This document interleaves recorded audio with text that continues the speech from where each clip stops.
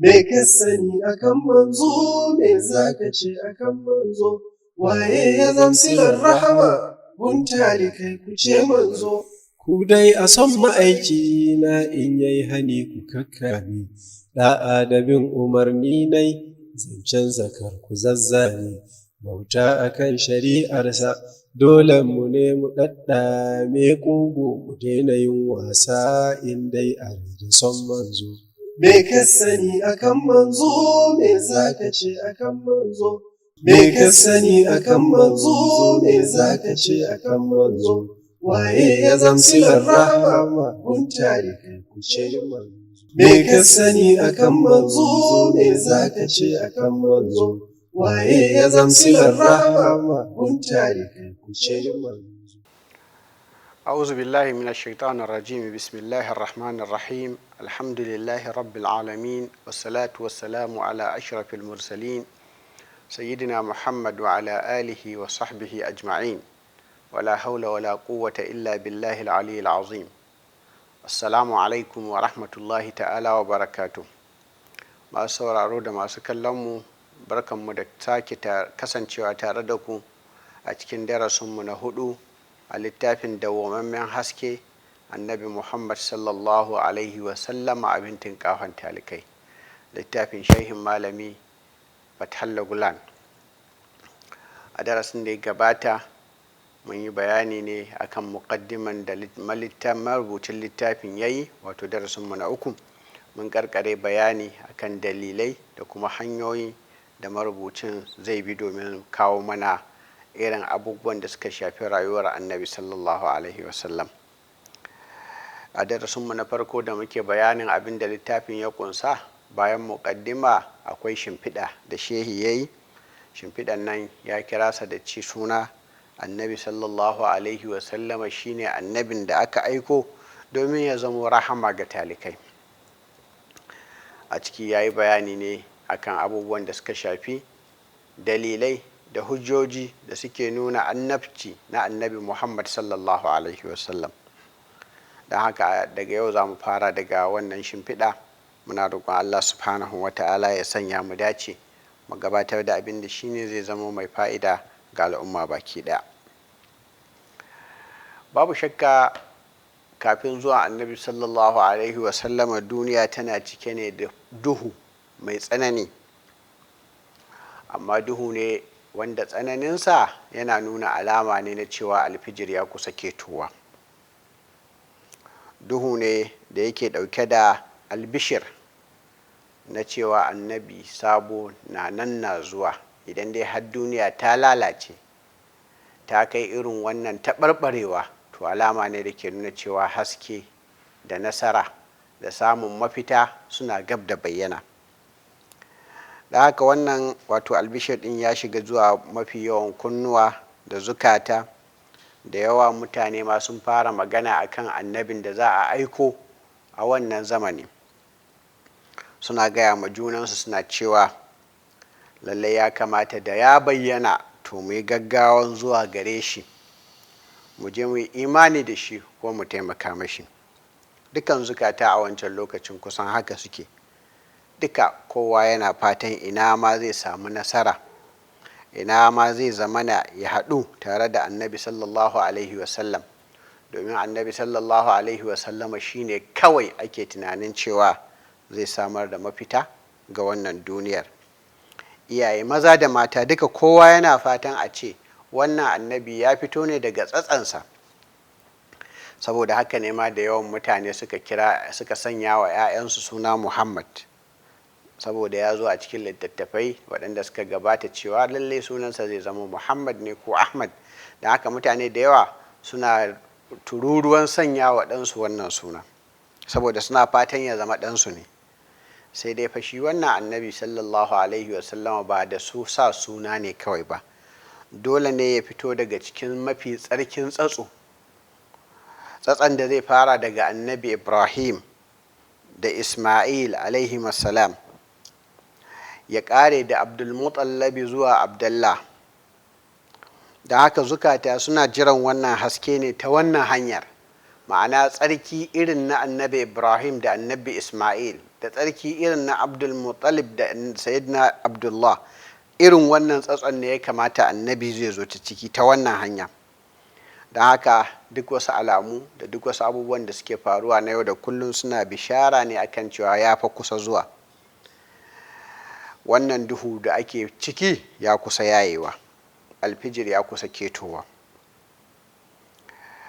Babu shakka dan adam ɗin a wancan lokacin baya ɗauke da wata ma'ana na rayuwa, rayuwarsa ba ta da ma'ana kafin zuwan annabi sallallahu alaihi wasallam. Don haka yana rayuwa ne kawai saboda ya rayu. Dukkan ayyukan da ake yi a wancan lokacin, kamar yadda alkur'ani ya ba mu labari, yake cewa a cikin suratun nur, والذين كفروا أعمالهم كسراب بقيعة يحسبه الظمآن ماء حتى إذا جاءه lam yajidhu shay'an.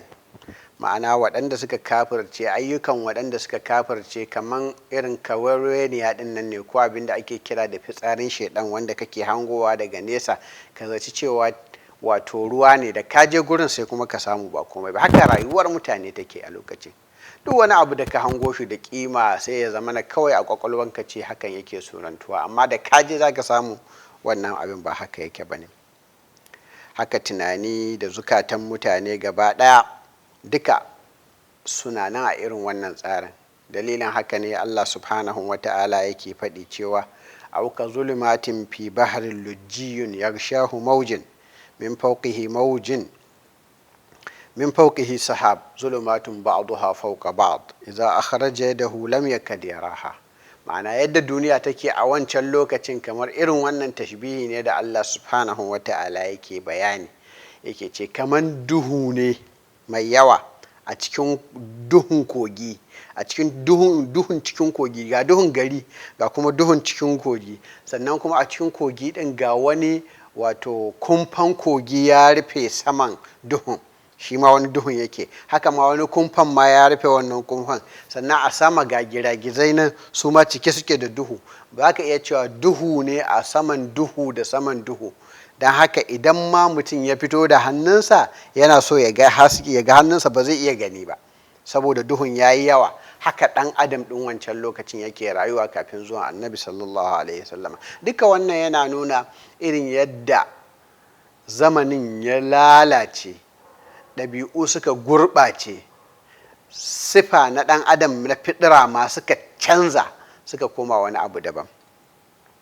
Babu shakka a zamanin ana kiran shi zamanin jahiliya, amma fa ba ana nufin cewa zamanin jahiliya saboda ba ilimi bane. Ai sun kware akan ilimi na abin da ya shafi ilimin kayafa, ilimin taurari, ilimin sanin dangi da sauransu, duk sun sani, amma ba jahilci ne ake magana na irin rashin ilimi ba.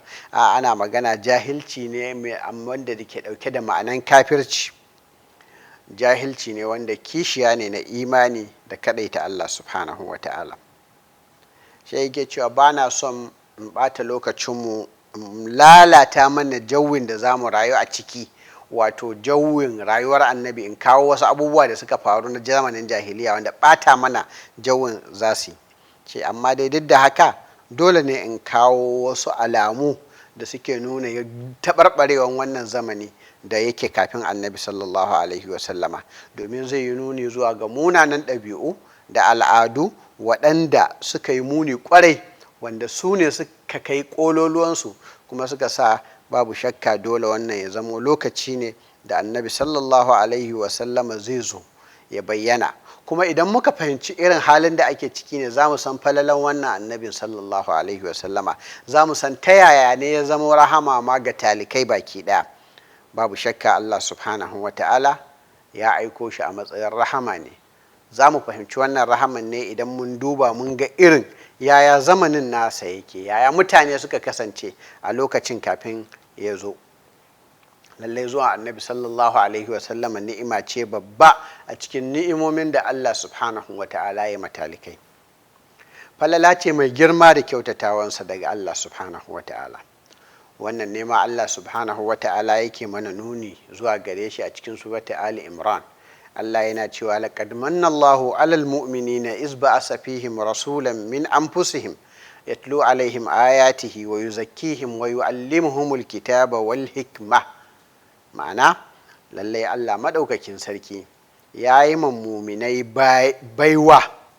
baiwa da kyauta mai gwaɓi lokacin da ya aiko masu da manzo daga cikinsu. Wannan manzon yana karanta musu ayoyin Allah subhanahu wa ta'ala, yana kuma tsarkake zukatansu daga dukkan wani abu wanda zai kai zuwa ga shirka da rashin kaɗaita Allah subhanahu wa ta'ala, ya tarkace zukatansu daga dukkan wata mummunan ɗabi'a, ya sanya musu kyawawan ɗabi'u, sannan kuma ya karantar da su alkur'ani da kuma sunna annabi sallallahu alaihi wasallam. Da haka idan kana so ka gane irin girma da darajar rahamar Allah da kyautatawansa zuwa ga mutane, to ka duba lokacin da ya aiko musu da manzo daga cikinsu. Wannan manzon yana jin abu kamar yadda suke ji, yana tunani kamar yadda suke tunani, kuma ya zama musu jagora mai shiryatarwa zuwa ga hanyar Allah subhanahu wa ta'ala. Idan suna son liman, wurin shi za su sa a gaba ya jagorance su. Idan suna son wanda zai musu huɗuba a mimbari, ya gaya musu abubuwan da suka kamata domin su aikata da abubuwan da suka kamata su nisanta domin su nisance su, to ka nemi annabi sallallahu alaihi wasallama, ba za ka samu kaman shi ba. Idan kuma suna son sarki, jagora, shugaba, shi kuma ya jagorance su, ya kyautata dangantakan shi tare da wasu sarakuna, ya rubuta musu wasiƙu da abubuwan yarjeniyoyi na mu'ahadat da sauransu, duka annabi sallallahu alaihi wasallama ne. Idan kuma dalili ya kai dalili, makiya zaman lafiya sun zo suna so su tada ƙayan baya, to idan ka ga annabi sallallahu alaihi wasallama, ka ga ƙarshen soja, ka ga mutumin da yake jagora kuma ƙwararre, wanda yake ba a iya ja da shi, kuma tsare-tsaren shi duka na nasara ne sallallahu alaihi wasallam. Addinin kiristanci akwai wani abu da suke imani da shi wanda kuskure ne kwarai. Suna ganin cewa Allah subhanahu wa ta'ala ya sadaukar da annabi Isa saboda ya fanshi zunubai na mutane da suka yi tun daga wancan lokacin har da zuwa ƙarshen duniya. Su a gurin su kamar yadda suke imani, Allah wai mu ba a gurinmu ba, ya sadaukar da ɗansa ne domin ya zamana ya yafe ma duniya laifin da suka aikata, shi yasa aka tsire shi a cewansu. Wannan duk kuskure ne, baya cikin aƙidanmu. Don haka da ta dalilin wannan tsire shin da suka ce an yi ne, shine aka yafe ma dukkan ɗan adam ɗin duniya zunubin da ya aikata tun daga zamanin annabi Adamu har ya zuwa ƙarshen duniya. Kuma wannan zunubi ɗin ya shiga cikin ɗan adam ne tun daga wancan lokacin har ya zuwa yanzu. So su a ganin su ɗan adam yana ɗauke da zunubi, kuma Allah ya yi wato sadaukar da ɗansa a cewansu wurin wato samun tsarki ga wannan ga rayuwar bil'adama. Wannan aƙida ce ta kuskure, amma idan muka dawo muka kalle ta ta wani guri, za mu iya ba ta wata ma'ana. Amma a addininmu na musulunci shine Allah maɗaukakin sarki ya aiko fiyayyen halittansa ne annabi Muhammad sallallahu alaihi wasallama, wanda ya fi son shi a cikin dukkan halittu. Ya aiko shi ne domin ya zamo manzo zuwa ga mutanen duniya baki ɗaya.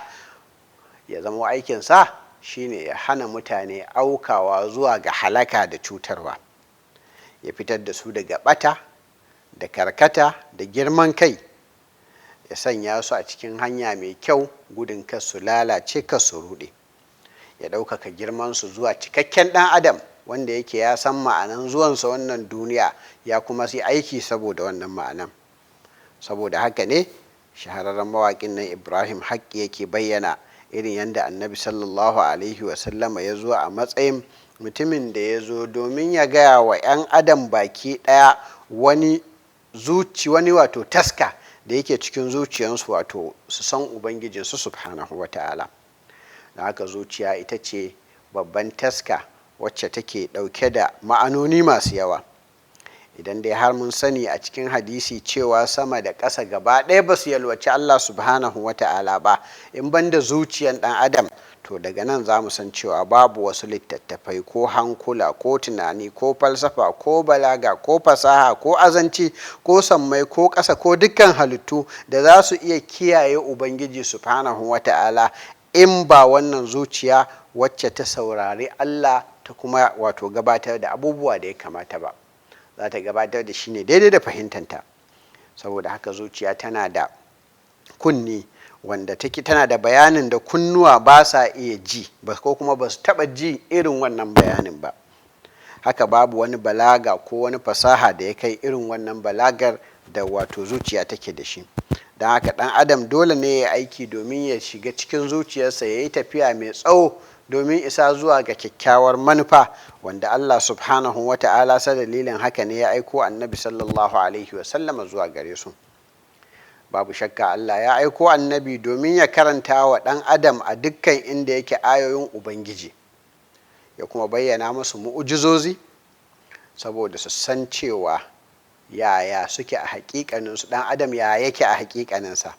Kuma ta hanyar annabi ne sallallahu alaihi wasallama ɗan adam zai tsarkaka daga dukkan wani ƙazanta na ɗabi'a, ya zamo tsarkakakke, wankakke, tsaftatacce.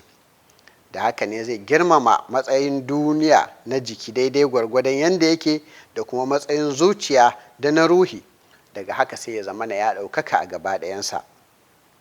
Annabi sallallahu alaihi wasallama ya zo ne domin ya karantar da mutane alƙur'ani da sunnarsa. A cikin alƙur'ani da kuma hasken sunna, ɗan adam zai samu abin buƙatarsa.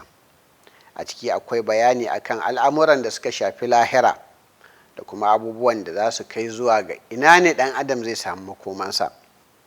A ciki akwai hanyoyin da ɗan adam zai kai zuwa ga samun kyakkyawar rayuwa ta har abada ta duniya da lahira, idan dai har ya bi wannan hanya ya kuma tsaya a kai ba tare da ya ƙetare ba. Babu shakka akwai ranaku na albarka, ranaku masu girma da daraja a gurin mu musulmai. Waɗansu ranakun ma an mayar da su a matsayin idi ne, kuma ranaku ne waɗanda musulmai suke gabatar da al'amuransu na yau da kullum. Za ka iya cewa a dukkan mako akwai ranar juma'a da musulmai suke farin ciki kuma suke alfahari da kasancewansu a cikin wannan ranar na juma'a. Wannan alfahari da suke yi, idan ka gwada shi za ka ga cewa wanda suke yi a ranar idin babban sallah, alfaharin ya wuce haka da jin daɗin da yake tattare da wannan rana mai daraja. Da haka a cikin wannan rana na idin babban sallah, musulmai suna tunawa da irin sadaukar wanda annabi Ibrahim alaihi salam ya yi wurin miƙa ɗansa annabi Ismail domin a yanka. Kuma suna roƙon Allah subhanahu wa ta'ala, suna roƙonsu akan ya ba su zukata mai tsarki ya kuma ƙanƙare masu zunubinsu. Don haka ne ma wasu suke zuwa wurin Ka'aba suna wato shafan alka'aba da kuma labulan da aka rufe Ka'aba da shi saboda su samu albarka. Sannan kuma su tsaya a filin Arfa tare da zuciyarsu wacce take cike da son Allah da ƙasƙantar da zuciya zuwa gare shi, da ruhi irin ta annabi Muhammad sallallahu alaihi wasallama, domin suna neman Allah ya gafarta musu. Haka ma a cikin waɗannan akwai ranakun idi ƙarama. Idi ƙarama na ƙaramar sallah rana ne mai albarka, yana ɗauke da ma'anoni domin yana bayyana farin ciki ne irin yadda musulmai yake yi na cewa ya yi kusa ƙwarai da ya samu yardan Allah maɗaukakin sarki bayan ya gama azumi na wata ɗaya cura. Akwai kuma wani idin wanda yake zuwa idi ne na ɗan adam baki ɗaya duk inda yake. Wannan idin shine ranar da annabi Muhammad sallallahu alaihi wasallama ya sharrafa wannan duniya, ya girmama ta, ya ɗaukaka ta, ranar da Allah ya kawo shi wannan duniya, ranar da aka haife shi sallallahu alaihi wasallam. Shine ranar da hasken annabi ya bazu tun daga wannan lokacin kuma bai taɓa bucewa ba. Ranar da annabi sallallahu alaihi wasallama ya haskaka ko'ina a cikin halittu. Wannan ranar daga shi ne hasken da ya bayyana a ciki ya ɓata duk wani duhu da ke wannan duniya da na zamanin jahiliya. Rana ne da haske ya game duniya baki ɗaya. Don haka shi ya sa wannan rana ta zamo mafi girman ranaku, mafi girma da darajar lokuta da ake da su. Rana ce mai albarka, rana ce da take nuna irin yadda ɗan adam da aljannu suka samu daraja da kuma ɗaukaka wadda ta fi dacewa. Babu shakka Allah maɗaukakin sarki ya girmama wannan ranar da sauran ma ranaku waɗanda Allah subhanahu wa ta'ala ya sanya suka zama ranaku ne na farin ciki da idi. Amma samuwa annabi sallallahu alaihi wasallama babu shakka samuwa ce mai girma da daraja wanda muke bukata mu gabatar da rayuwarmu cikin abin da ya dace. Babu shakka duk zamanin da aka samu tangarɗan aƙidan tauhidi ya samu koma baya, to wannan zamani ne mai cike da duhu. Ba don komai saboda imani da Allah subhanahu wa ta'ala shine ke haskaka sararin samaniya da ƙasa gaba ɗaya. Idan dai har zukata ba su yi aiki wurin nesantar da wannan wato duhun ba, to zukata ne za su yi baƙi ƙirim. Duk sanda zukata suka yi baƙin ƙirin kuwa, to za a samu waɗanda suke fama da wannan abin sun shiga cikin wani hali na tasku, sun rasa abubuwa da yawa na fitira na rayuwarsu ta yau da kullum. Don haka rayuwar ce za ta zama ta lalace, sai mutane su zamana suna rayuwa irin rayuwa ta wato na duhun kai da rashin fahimtar juna, saboda babu abin da ke bayyana ma ɗan adam a haƙiƙaninsa, domin babu haske da zai haskaka masa ya gane wannan abin.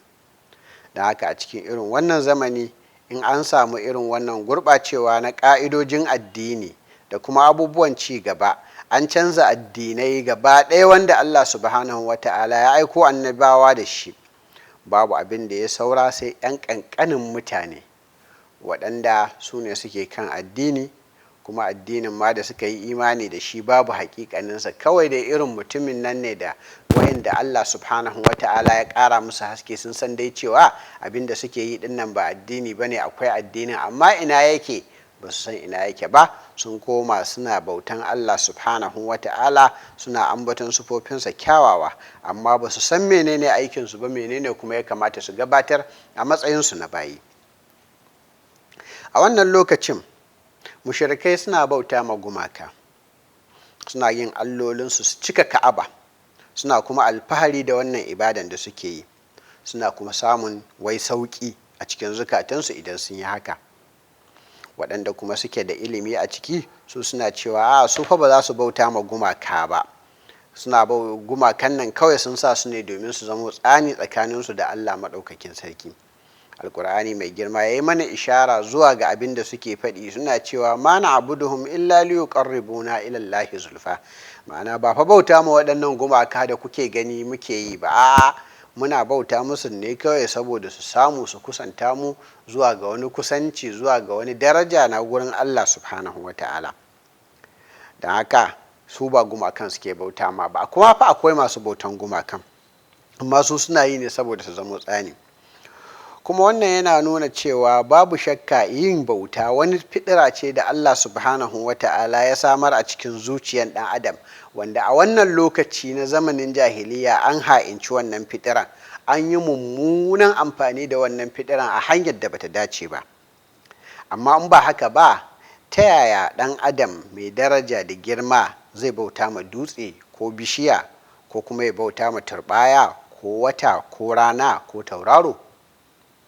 Balma a cikinsu akwai waɗanda suka kai ƙasƙancin ya wuce haka, inda suke bauta ma nau'o'in abincin da suke yi.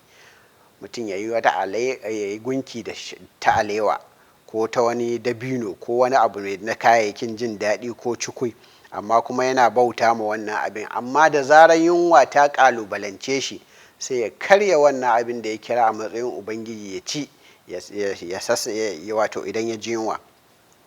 Alkur'ani mai girma ya yi mana bayani ga irin yadda wato wannan tunani nasu ya lalace kuma ya kai zuwa ga wani hali mai muni kwarai.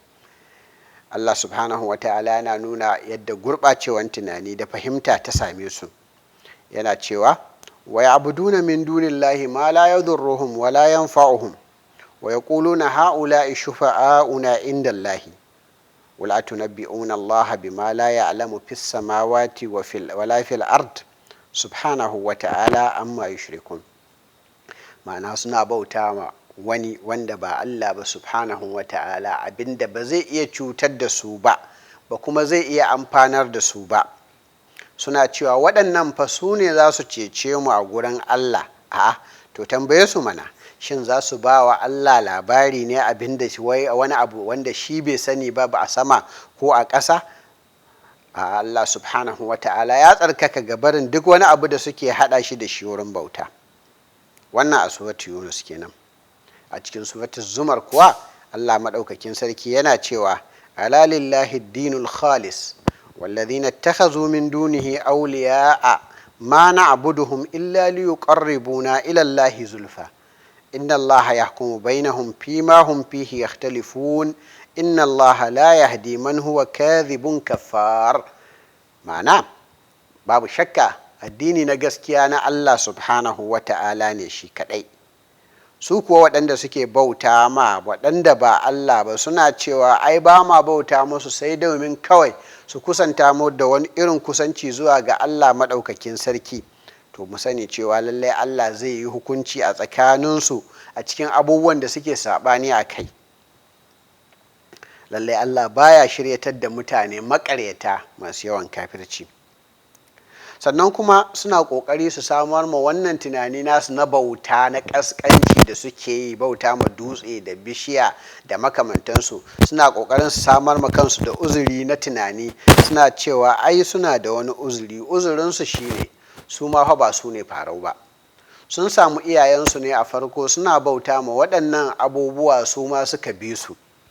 Allah maɗaukakin sarki yana faɗi yana cewa wa idza qila lahum ittabi'u ma anzalallahu قالوا بل نتبع ما ألفينا عليه آباءنا أولو كان آباؤهم لا يعقلون شيئا ولا يهتدون. ma'ana idan aka ce musu ku zo ku bi abin da Allah subhanahu wa ta'ala ya saukar na alkur'ani, sai su ce to ai mu dai za mu bi abin da muka samu iyayenmu suna aikatawa. To wai ka tambaye su, shin ko da iyayen nasu ba su da hankali ba kuma sa fahimtar komai cikin abubuwan da suke yi, sannan kuma ba su shirya? Wannan ma wani dalili ne da ke nuna irin yadda gurɓacewan al'amura kuma tabbatar da cewa duk sanda aka samu ƙaranci a tauhidi da kaɗaita Allah maɗaukakin sarki a cikin al'umma, to ɗan adam yakan zamo wani abu ne daban.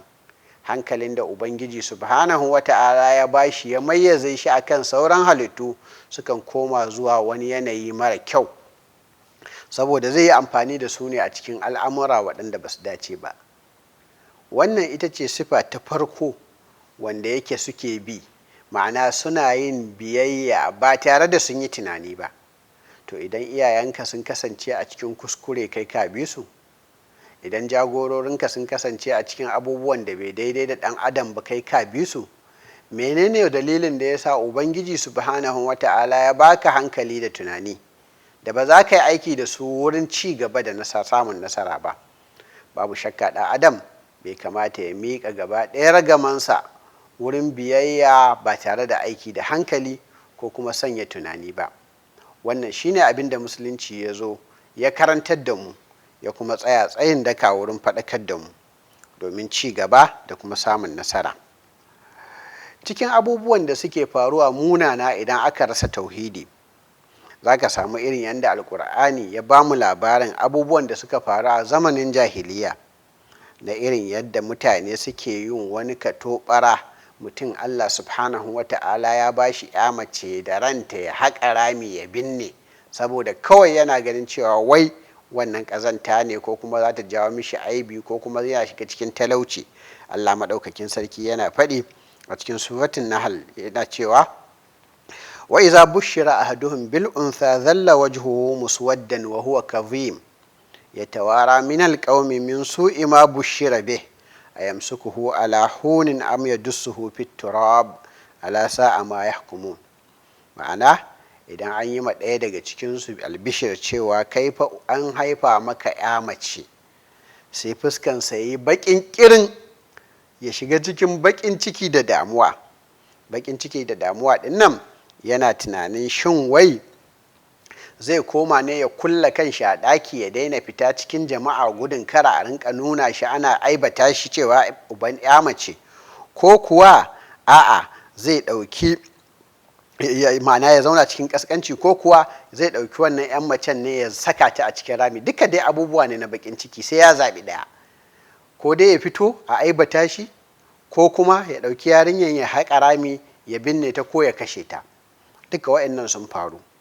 Insha Allahu a darasi na gaba za mu ci gaba da bayani akan waɗannan munanan abubuwa da suke faruwa idan aka rasa imani, wanda felan sun faru a zamanin da annabi sallallahu alaihi wasallama bai riga ya bayyana ba. don haka annabi da ya zo ya bayyana mana irin rahama da girman daraja da ubangiji subhanahu wata'ala ya ma ɗan adam, ya samar da annabi a cikinsu domin ya zamana wannan baiwa ta isa zuwa ga kowa ga kowa. Nan za mu dakata insha Allah, sai a darasi na gaba za mu tashi daidai nan lokacin da muke bayani akan irin yadda mutane suke binne 'ya'yansu mata saboda wasu dalilai na jahiliya, saboda ɗan adam bai zama ɗan adam ba a wannan lokacin. Sai a darasi na gaban idan Allah ya kai mu. Wassalamu alaikum wa rahmatullahi ta'ala wa barakatuh.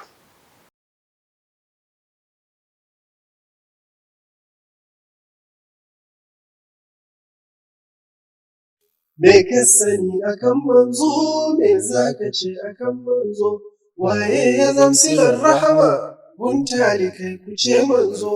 Ku dai a son ma'aiki na in yayi hani ku kakkami, da'a da bin umarni nai, zancen zakar ku zazzani, bauta akan shari'arsa, dole mu ne mu ɗaɗɗame ƙugu, mu daina yin wasa in dai a da son manzo. Me ka sani akan manzo, me za ka ce akan manzo, me ka sani akan manzo, me za ka ce akan manzo, waye ya zamsilar rahama, guntali kai ku ce manzo. Me ka sani akan manzo, me za ka ce akan manzo, waye ya zamsilar rahama, guntali kai ku ce manzo.